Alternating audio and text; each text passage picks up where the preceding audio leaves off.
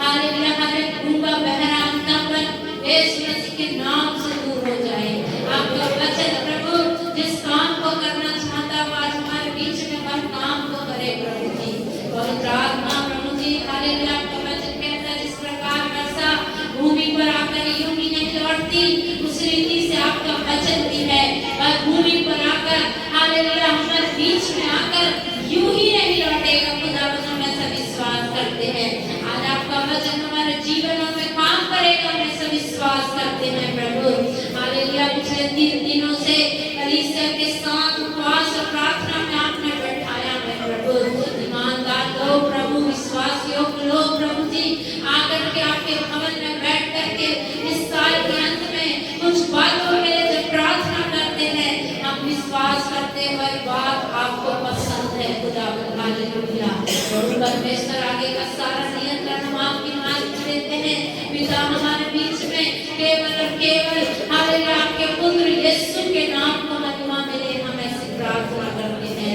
यीशु मसीह हमारे बीच में बढ़ता और बढ़ता और बढ़ता जाए और हम बढ़ते जाएं। हालेलुया, यीशु मसीह के नाम से मांगते हैं, आमीन। Hallelujah, praise the Lord. अभी हम एक वचन पढ़ेंगे, मेरे साथ में निकालो यूहन्ना रचित सुसमाचार और उसका 1 अध्याय और उसका 14 वचन।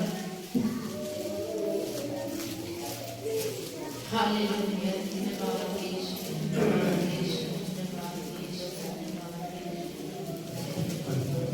कोई भी ऐसे ही नहीं बैठेगा, प्रार्थना के साथ बैठो, धन्यवाद करते हुए बैठो। और हमारा आज यहाँ पर वचन जब होता है तो वो बहुत लोगों के लिए आशीष का कारण है, ऐसे प्रार्थना करते हुए बैठो। हालेलुया, धन्यवाद। यूहन्ना 1 अध्याय उसका 14 वचन। और वचन देहधारी हुआ और अनुग्रह और सच्चाई से परिपूर्ण होकर हमारे बीच में डेरा किया, और हमने उसकी ऐसी महिमा देखी जैसे पिता के इकलौते की महिमा। Hallelujah, praise the Lord. यहाँ पर जब हम वचन पढ़ते हैं तो शुरू से लेकर के उनके दास हमको वचन के बारे में बता रहे हैं, ठीक है ना, किस बारे में बता रहे हैं? तो यहाँ पर बोल रहे हैं वो वचन देहधारी हुआ। वचन क्या हुआ? आज से 2024 साल पहले इस्राएल की भूमि पर यरूशलेम में एक कुंवारी, उसके गर्भ को परमेश्वर ने चुना कि वो उसके अंदर जाकर एक देह को धारण करे। क्या करे? उसको कुंवारी के गर्भ में जाना पड़ा, काहे कि नहीं, एक देह को धारण करे। और जो गर्भ में गया वो कौन था? परमेश्वर का वचन। जो गर्भ में गया वो कौन था? हमने पढ़ा ना, वचन क्या हुआ? मतलब वचन को देह मिल गया, शरीर मिल गया, शरीर नहीं था। पर जब मरियम के कोख में गया तो उसने क्या धारण किया? देह धारण। देखो, हमारा प्रभु यीशु मसीह को कोई भी जन्म नहीं है और कोई भी मृत्यु नहीं है, विश्वास करना है, ठीक है। हमारा परमेश्वर अनंत काल का परमेश्वर है। कैसे परमेश्वर है? उसका कोई आदि भी नहीं है और अंत भी नहीं है, ठीक है ना। परमेश्वर के वचन में लिखा है, कुछ वचन मैं आपको पढ़वाऊंगी, मैं आपको बता रही हूँ कि जो वचन था इस पृथ्वी में आने के लिए उसने क्या किया? देह को धारण किया। देह में क्यों धारण किया? क्योंकि उत्पत्ति की पुस्तक में जब परमेश्वर ने मनुष्य को बनाया था, आदम और हवा को, तो परमेश्वर ने उनको मरने के लिए बनाया। ये वचन की कह रहा है, परमेश्वर ने मनुष्य को मरने के लिए नहीं बनाया, काहे के लिए बनाया? हमेशा के लिए जीवित रहने के लिए बनाया। ये बात कैसे मालूम चलती है? जब परमेश्वर का वचन बताता है कि अदन के बगीचे में परमेश्वर ने 2 पेड़ लगाया था, अनगिनत पेड़ लगाए थे, लेकिन विशेष करके कितने पेड़ लगाए? और उसमें से एक पेड़ था भले और बुरे के ज्ञान का फल, और दूसरा पेड़ क्या था? अनंत जीवन का फल था ना? काय का फल था? तो परमेश्वर ने उनको यह आज्ञा दिया था कि तू भले और बुरे के ज्ञान के फल में से मत खा। अनंत जीवन का फल खाने से मना किया था? नहीं किया था। इसका आत्मिक भेद ये है कि परमेश्वर ने उनको काय के लिए बनाया? अनंत जीवन के लिए, वो हमेशा के लिए जीवित रहने के लिए बनाया था। इसलिए परमेश्वर ने उस अनंत जीवन के फल को खाने के लिए क्या नहीं किया था? मना नहीं किया था। हाँ? लेकिन जब शैतान ने देखा कि परमेश्वर ने अपने ही जैसा मनुष्य को बना लिया है, तब शैतान ने मनुष्य को क्या किया? बहकाया, और बहका करके उनसे क्या करवाया? परमेश्वर ने अदन के बगीचे में एक ही आज्ञा दिया था। कितनी आज्ञा? आज तो हमारे पास लगभग 1500 करीब आज्ञा है। अदन के बगीचे में कितनी आज्ञा है? एक आज्ञा थी, सिर्फ और सिर्फ एक आज्ञा कि तू भले और बुरे के ज्ञान के वृक्ष में से मत खा, उनको मत, ठीक है? मैं इतना चिंता से आगे थोड़ी फिर आपको बोलते वो अच्छा नहीं लगता। तो वो एक ही आज्ञा को मानने के लिए शैतान ने आकर के उनको क्या किया? अभी शैतान कहाँ से आया तो ये आप लोग जानते हैं, कोई नहीं जानता तो बाद में मेरे से पूछ लेना। शैतान कहाँ से आया? स्वर्ग से। कहाँ से आया? स्वर्ग में एक दूत था, लूसीफर, बहुत ही सुंदर था। उसके चलने से ये वाद्ययंत्र बजता था। जब वो चलता था तो क्या होता था? हाँ, ये म्यूजिक बजता था, बजाने की जरूरत नहीं पड़ती थी। और परमेश्वर के आराधना, उसने मन में सोचा कि मैं परमेश्वर से भी ऊंचा हो जाऊंगा। वो सिर्फ मन में सोचा और परमेश्वर को पता कर दिया। तब परमेश्वर ने उसको क्या किया? फेंक दिया, और वही शैतान बना। तब उसने देखा कि इस परमेश्वर ने क्या किया? मेरे से भी अच्छा क्या बनाया? मनुष्य, जो उसकी क्या करेगा? इसलिए उसने सबसे पहली रचना आदम और हवा को क्या करना चाहा? खराब करना चाहा। इसलिए उसने सुन लिया था कि परमेश्वर ने बोला था इस पेड़ के फल को मत खा। तो आकर के क्या बोला?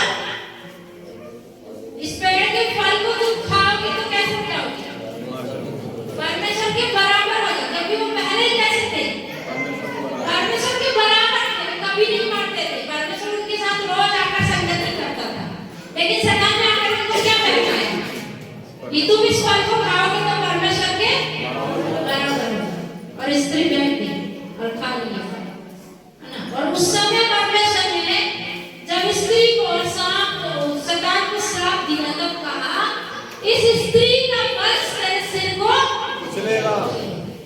तो स्त्री के द्वारा इसलिए यीशु मसीह संसार में आया। स्त्री का कोई बीज नहीं होता, ठीक है? बीज बोलने से स्त्री और पुरुष के मिलन से एक बच्चा होता है। तो स्त्री के पास बीज होता है, स्त्री के पास बीज नहीं होता, सॉरी, पुरुष के पास बीज होता है, ठीक है ना? तो लेकिन परमेश्वर ने वहां पर क्या भविष्यवाणी किया? इस स्त्री का वंश तेरे सिर को चलेगा। इसलिए जब प्रभु यीशु मसीह यहाँ पर आने का समय हुआ तो ऐसी एक कुंवारी को ढूंढा गया जिसने कभी पुरुष का मुंह नहीं देखा, और उसकी सगाई हुई। तब परमेश्वर के दूत ने मरियम को देखा, और लूका रचित समाचार में लिखा है, आप पढ़ सकते हैं उसको। उसमें लिखा है कि स्वर्गदूत आया और क्या कहा? हे मरियम, भयभीत ना हो, क्योंकि तू एक पुत्र जनेगी और उसका नाम यीशु रखना। और वो कहती है कैसे होगा? मैं तो किसी पुरुष को जानती भी नहीं। और स्वर्गदूत ने उससे क्या कहा? परम प्रधान तुझ पर छाया पड़ेगा। और फिर तू क्या करे, एक पुत्र को जन्म दे। तो ये दशहरा में भी भविष्यवाणी हुई थी कि तू एक कुमारी गर्भवती होगी और पुत्र जन्मेगा। तो यहाँ पर कोई पुरुष की आवश्यकता नहीं थी, है ना। तो वचन को देह डालने के लिए मरियम के गर्भ में जाना पड़ा। यह पवित्र आत्मा के द्वारा हुआ। कैसे हुआ? जब बोला गया कि पवित्र आत्मा तुझ पर छाया करेगा, तब पवित्र आत्मा मरियम को गर्भवती किया और फिर मरियम के द्वारा यीशु मसीह संसार में आए आज से 2024 साल पहले। लेकिन उसका जन्मदिन नहीं, ठीक है, और आज भी नहीं, क्योंकि वचन बताता है जब यीशु मसीह का जन्म हुआ था तो गड़िए अपने भेड़ बकरियों को बाहर चला रहे थे। लेकिन आज के समय में अभी जो नवंबर से लेकर फरवरी का महीना होता है, तो उस साइड में इजराइल में फलस्तीन में इतनी ठंड होती है कि वे लोग बाहर नहीं निकल सकते। और राजा ने भी क्या आज्ञा दिया था कि नाम लिखवाई होगी। क्या होगी? सारे प्रांत के लोगों के नाम लिखवाई, मतलब जनगणना। तो कोई पागल राजा इतनी ठंडी में अपनी प्रजा की जनगणना नहीं कर पाएगा। इतनी ठंडी थी कि वो सहन से बाहर थी। अभी हम वातावरण से अनुमान लगा सकते हैं। तो जो लोग ज्यादा रिसर्च करते हैं वो लोग कहते हैं कि यीशु मसीह का जन्म मार्च अप्रैल में हुआ। अभी नहीं हुआ।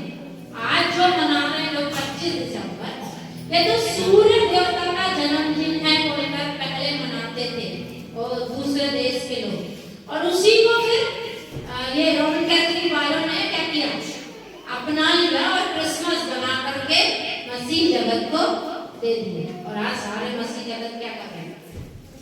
क्रिसमस मना, और क्रिसमस में सिर्फ अपने ही मन की इच्छाओं को क्या कर रहे हैं? पूरा कर रहे हैं। सेंटा बनाते हैं, सब कुछ क्या करते हैं? अपनी ही अभिलाषाओं को पूरा कर। देखो हम लोग कौन है? कौन है? हम लोग विश्वासी। कौन है? और ये जो बिल्डिंग है चर्च नहीं है। सबको जब आते हम चर्च जा रहे हैं, बताओ क्या बताओ? प्रार्थना भवन जाते हैं। कहाँ आते हैं? बाइबल से बात क्या करते हैं? सब जातियों के लिए हम कैसे जाते हैं? कैसे जाते हैं? प्रार्थना करने के लिए आते हैं, ठीक है। हम कैसे आए थे? हम कोई रीति रिवाज दिखाने के लिए नहीं आए हैं। हमारी कोई रीति रिवाज नहीं है। हमारी कोई रीति रिवाज नहीं। हमारे जीवन में एक ही सबसे बड़ा दिन है, एक ही सबसे बड़ा आनंद का दिन है, जिस दिन यीशु मसीह मेरे जीवन में आया और मुझे पाप का बोध हुआ और मैंने नया जन्म पाया। हालेलुया। हमारे जीवन में वही सबसे बड़ा दिन है। उसी को अगर हम चाहें तो सेलिब्रेट कर सकते हैं।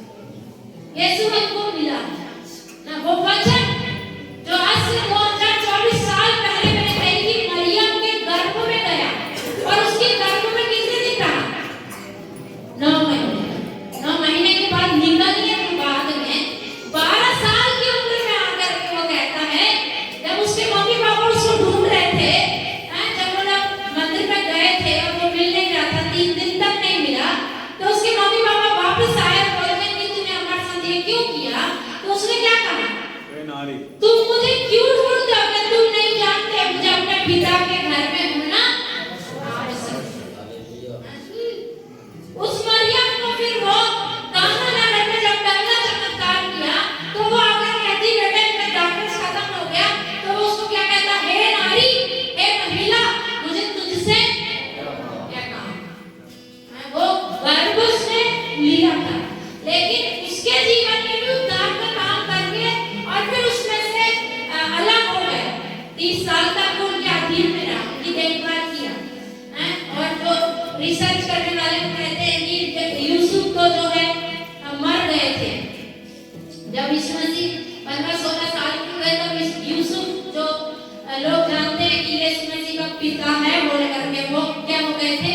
मर गए। और सारी जिम्मेदारी किसके ऊपर थी? यीशु मसीह के ऊपर, क्योंकि वो बड़ा बेटा था और उसने अपना 30 साल तक सारी जिम्मेदारियों को निभाया। और 30 साल के बाद जब वो अपनी सेवकाई में निकला, तो वो अपनी बात को क्या कहता तुझसे क्या काम। उसने बता दिया कि मेरा तेरे साथ जितना काम था उतना मैंने कर दिया। अभी उद्धार, मरियम भी उद्धार पाई हुई थी। जब आप देखेंगे पेंटिकोस्ट के दिन 120 लोग मरकुस की उपरोटी कोठरी में जब प्रार्थना कर रहे थे, वहां पर मरियम भी थी। मरियम ने भी विश्वास किया था कि यह यीशु जो मेरे गर्भ में आया, ये जगत का क्या है, उद्धार। लेकिन आज जगत में कितने % लोग यीशु की मम्मी की पूजा करते हैं, मदर मैरी बोल के उसकी क्या करते हैं। आप लोगों ने देखे नहीं, जाकर देख सकते हैं किसकी पूजा करते हैं। जबकि यीशु मसीह ने साफ-साफ बताया कि तुझे मुझसे क्या काम। और बाद में वो भी उसकी चेहरा बनी थी, विश्वास किया था। तो यीशु मसीह जगत में आया और वो वचन है, और उसको देह पकड़ने के लिए मरियम के गर्भ में जाना पड़ा। कहाँ जाना पड़ा?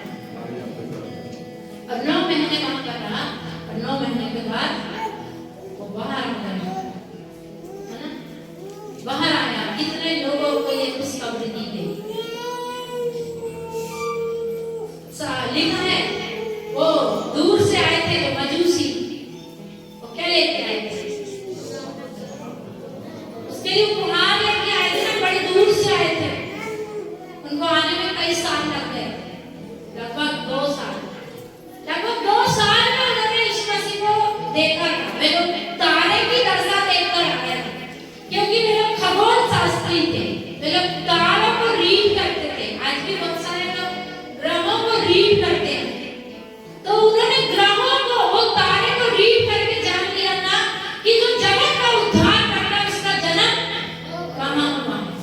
और उस तारे को, उस दशाओं को देखते हुए उन्होंने यीशु मसीह को पहचान लिया था। और क्या लाए थे वे? सोना, मुर्ग और रोमांस। तो यीशु मसीह पृथ्वी पर आया और देह को क्या किया, धारण किया, और सच्चाई से परिपूर्ण होकर हमारे बीच में क्या किया, डेरा किया। मनुष्यों के बीच में 33.5 साल पर यीशु मसीह ने क्या किया, डेरा किया, मतलब निवास किया। कितने साल? यीशु मसीह की उम्र कितनी थी इस पृथ्वी में शरीर धारण किया? तो 33.5 साल। 33.5 साल के बाद यीशु मसीह क्रूस पर मर गया। ठीक है, मरा ही नहीं रहा, वो आज जिंदा है। ठीक है, वो कैसा है? क्योंकि मैंने पहले बताया, हमारा परमेश्वर अनंत काल का परमेश्वर है, और उसको कोई जन्म नहीं है, और उसको कोई मृत्यु भी नहीं। अब वचन पढ़ो, एक वचन पढ़ो पहले। हाँ, यमुना 1:1। आदि में वचन था, और वचन परमेश्वर के साथ था, और वचन परमेश्वर था। हालेलुया। क्या बोल रहे हैं? आदि में, आदि का मतलब क्या? शुरुआत। आदि का मतलब बिगिनिंग, शुरुआत, आरंभ। आरंभ में क्या था? आरंभ में कुछ नहीं था, पर परमेश्वर का वचन था। उत्पत्ति 1:1 भी ऐसे ही कहता है ना। उत्पत्ति 1:1 क्या कहता है? आदि में परमेश्वर ने आकाश और पृथ्वी की सृष्टि की। पृथ्वी बेडौल और सुनसान पड़ी थी, और गहरे जल के ऊपर अंधियारा था, तथा परमेश्वर का आत्मा जल के ऊपर बढ़ रहा था। आदि में परमेश्वर ही था, और कुछ नहीं था। तो परमेश्वर शुरू से है, ठीक है, परमेश्वर की कोई शुरुआत ही नहीं। यह पृथ्वी की शुरुआत है। इसका साइंटिस्ट लोग जानते हैं कि इसकी पृथ्वी की आयु कितनी है।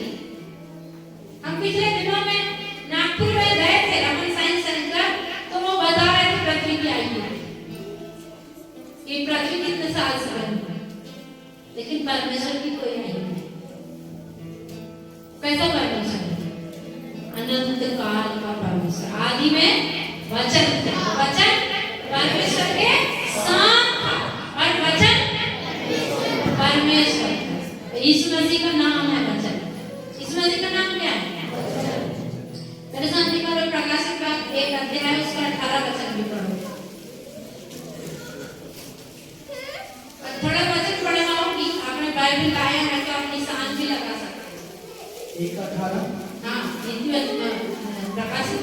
1:18। मैं मर गया था और अब देख मैं युगानुयुग जीवता हूँ और मृत्यु और अधोलोक की कुंजियां मेरे ही पास हैं। हाँ, क्या बोलता प्रभु यीशु मसीह? मैं मर गया था परंतु अब देख मैं कैसा जीवित हूँ? कैसा जीवित हूँ? अपने पड़ोसी से बोलो यीशु मसीह युगानुयुग जीवित है। थोड़ी देर के लिए नहीं है, ठीक है? 35.5 साल के लिए रहेंगे नहीं। यीशु मसीह कितने दिन के लिए जीवित है? युगानुयुग के लिए। वो मर गया था क्रूस पर, हैं? मरना था उसको हमारे उद्धार के लिए, लेकिन अब वो मरा हुआ नहीं है। अब कैसा है? जिंदा है। अभी वो युगानुयुग के लिए क्या है? जीवित है। ठीक है ना? एक वचन पढ़ो 2:8 वचन। प्रकाशित वाक्य 2:8। आप सब निशान लगा सकते हैं, ठीक है? स्मरणा की कलीसिया के दूत को यह लिख जो प्रथम और अंतिम है, जो मर गया था और अब जीवित हो गया है, वह देखो क्या बोल रहे हैं? जो प्रथम और कौन है? यीशु मसीह प्रथम और उसी से शुरू है और उसी में खत्म है ना? यूहन्ना 1:3 वचन में भी यही लिखा है, सब कुछ उसी के द्वारा उत्पन्न हुआ और जो कुछ उत्पन्न हुआ है उसमें से कोई भी वस्तु उसके बिना उत्पन्न नहीं। तो यीशु मसीह आदि भी है और अंत भी है, प्रथम भी है, ठीक है? और मर गया था, बार-बार बताता है मैं मर गया था। प्रकाशित वाक्य में क्या करता है? बार-बार बताता है कि मैं मर गया था पर अब मैं क्या हूँ? जीवित हूँ, युगानुयुग जीवित हूँ। फिर नहीं मरेगा, ठीक है? फिर भी मरण दिन भी मनाते हैं। अभी मना रहे थे वचन के अभाव में, वचन की ज्ञान नहीं था हमको। पवित्र आत्मा ने अपनी बुद्धि खोला और अभी हमको वचन का ज्ञान है। अभी 22:13 वचन भी पढ़ो। प्रकाशित वाक्य 22:13 आप लिख रहे हैं तो लिख लो और अपना बाइबल में निशान लगा सकते हैं तो निशान लगा लो और घर जाकर के पढ़ लें। मैं अल्फा और ओमेगा, पहला और अंतिम, आदि और अंत हूँ। हालेलुया। यहाँ पर भी यीशु मसीह क्या बोल रहे हैं? बाइबल है ना सबके पास, हैं? कुछ लोग अच्छे हैं, कुछ लोग अच्छे मतलब बुद्धिमान हैं, अपने साथ डायरी भी लाते हैं। परमेश्वर के राज्य में चलने के लिए मेहनत करना पड़ता है, ठीक है? परमेश्वर के राज्य में बढ़ने के लिए क्या करना पड़ता है? ये खुद की मेहनत है, ये सामने वाले की मेहनत नहीं है कि पास्टर तुम्हारे लिए मेहनत करेगा या तुम्हारा पड़ोसी तुम्हारे लिए मेहनत करेगा। ये वचन में बढ़ने के लिए, वचन को अपने हृदय में बसाने के लिए किसको मेहनत करना पड़ता है? हमको खुद मेहनत करना पड़ता है। यदि आप वास्तव में प्रभु के साथ चलना चाहते हैं तो आपको वचन सीखने के लिए क्या करना है? मेहनत करना है, ठीक है? तो अभी हमने प्रकाशित वाक्य 22 का क्या पढ़े हैं? 13 वचन पढ़े। वहां पर क्या लिखा है? मैं अल्फा और ओमेगा, पहला और अंतिम, आदि और अंत। हालेलुया। यीशु मसीह खुद अपनी गवाही देता है, आत्मा भी उसकी गवाही देता है, ठीक है? एक और वचन पढ़ो। प्रकाशित वाक्य 21:6। फिर उसने मुझसे कहा, ये बातें पूरी हो गई हैं। मैं अल्फा और ओमेगा, आदि और अंत हूँ। मैं प्यासे को जीवन के जल के सोते में से सेत में पिलाऊंगा। हालेलुया। क्या बोलता है प्रभु यीशु मसीह? हाँ? मैं अल्फा और ये अल्फा और ओमेगा, ये साइंस के स्टूडेंट समझते हैं। अल्फा और ओमेगा, ठीक है? और आदि और अंत हूँ। और मैं प्यासे को, किसको? प्यासे को। कभी मैं बता रही थी आपको, यदि आपको प्रभु में बढ़ना है तो आपको क्या करना है? मेहनत करना है। प्यास लगी है तो क्या करना पड़ता है? अब प्यासा नहीं है तो प्रभु भी उसको पिला नहीं सकता, ठीक है? तो अपने अंदर क्या रखना चाहिए? हमको प्यास रखना है। तो प्रभु कहता है मैं प्यासे को, हाँ, जीवन के जल के सोते में से सेद में पिलाऊं। कैसे पिलाएगा? फ्री में। अभी आप कोई भी चर्च में आप जाते ना तो आप देख सकते हैं कोई भी चर्च के लोग आज भी ब्रेड लेते हैं, करके देख लो, 100% लिख के देती हूँ आपको। क्या करते हैं? भेंट देते हैं। पर हमारा एक चर्च है जो संडे को कभी भेंट नहीं लिए, कभी कोई भी सभा हो जाए हम कब भेंट देते हैं? सिर्फ संडे को। प्रभु ने सेध में दिया है, ठीक है? कैसे दिया हमने? तो वचन की शिक्षा भी कैसे देना है? सेध में देना। और परमेश्वर जिसको सिखाता है, जिसको परमेश्वर से प्रेम होता है, उसको खुद ही मालूम रहता है कि मुझे परमेश्वर के राज्य के लिए कुछ नहीं, वो सब कुछ देने के लिए तैयार होता है। परमेश्वर के राज्य के लिए सब कुछ भी देने के लिए एक अच्छा विश्वासी तैयार होता है। लेकिन जो मांगता है वहां पर समझ जाना है कि इनके जीवन में कुछ गड़बड़ है, ठीक है ना? वचन आपको कैसे मिला है? सेध में। जीवन का जल कैसे मिला है? सेध में का मतलब होता है मुफ्त में। कैसे मिला है? कोई कीमत नहीं है, उद्धार की कोई कीमत नहीं। उद्धार की कीमत बेकीमत थी, इसलिए यीशु मसीह ने चुकाया। हम और आप चुका नहीं पाते थे, इसलिए उद्धार की कीमत किसने चुकाया? यीशु मसीह ने चुकाया। इतनी भयानक कीमत उसने चुकाया है कि उसको यदि जानना है तो क्रूस पर दृष्टि डालो। क्रूस पर लहूलुहान गीतकार कहता है, क्रूस पर देखो ये कौन लहूलुहान। उसके बलिदान को देखना है, कहाँ देखना है? चरनी में मत देखो, ठीक है? आज भी लोग चरनी बना रहे हैं, छोटा सा यीशु बना रहे हैं। छोटा सा नहीं है वो अभी वो कौन? अभी वो भस्म करने वाली आ रहा जल्दी आ रहा है, छोटा सा नहीं है। लोग बना रहे छोटा सा यीशु और ऐसे सोचते हैं यीशु मसीह अभी भी कैसा है? छोटा सा, कुछ नहीं करेगा, जल्दी आ रहा है। अच्छा कहता है जिन्होंने जानबूझकर पाप किया, जिन्होंने जानबूझकर गलत चीजें किया है, उनके लिए भयानक दंड का बाढ़ जो है बाकी रह गया। इब्रानियों 10 अध्याय 26 वचन से लेकर आप पढ़ना। प्रिय लोग लिख रहे हैं कुछ, इब्रानियों 10 अध्याय का 26 से 31 तक पढ़ो। जिन्होंने एक बार अनंत जीवन का स्वाद चख लिया है, मिला होगा तो पढ़ दो एक बार जोर से। क्योंकि सच्चाई की पहचान प्राप्त करने के बाद यदि हम जानबूझकर पाप करते रहे तो पापों के लिए फिर कोई बलिदान बाकी नहीं रहा। क्या लिखा है? क्योंकि सच्चाई की पहचान प्राप्त करने के बाद। क्या आपने सच्चाई को पहचाना कि यीशु मसीह आपके लिए और मेरे लिए बलिदान हुआ? क्या आप इस सच्चाई को जानते हैं कि यीशु मेरे लिए मर गया? क्या आपको लगता है कि यीशु मसीह चंगा करने वाला परमेश्वर है, आशीष देने वाला परमेश्वर है और उद्धार से कोई लिया नहीं है? लेकिन चंगाई छुटकारा मसीह जीवन का उद्देश्य नहीं, वो देता है। हम उसके पास आते हैं तो मुफ्त में चंगा करता है, छुटकारा देता, आशीष देता, सब कुछ देता। अपने बच्चों को कंगाल नहीं करने देता। वो कहता मैं तुम्हें पूछ नहीं वरन सिर्फ है, वो मांगने वाला नहीं वरन देने वाला ठहरता। कहता लेने से देना धन्य है। तो वो हमको ऐसे भिखारी टाइप नहीं रहने देता। पर लेकिन उसके बलिदान होने का उद्देश्य वो नहीं है। यीशु मसीह के बलिदान होने का उद्देश्य क्या है? मनुष्य जातियों को उद्धार मिले। क्या मिले? तीमुथियुस की पत्री में लिखा है ना, मेरा उद्धार करना है विश्वासियों का, पूरे जगत का उद्धार करना, विशेष करके किसका उद्धार करना है?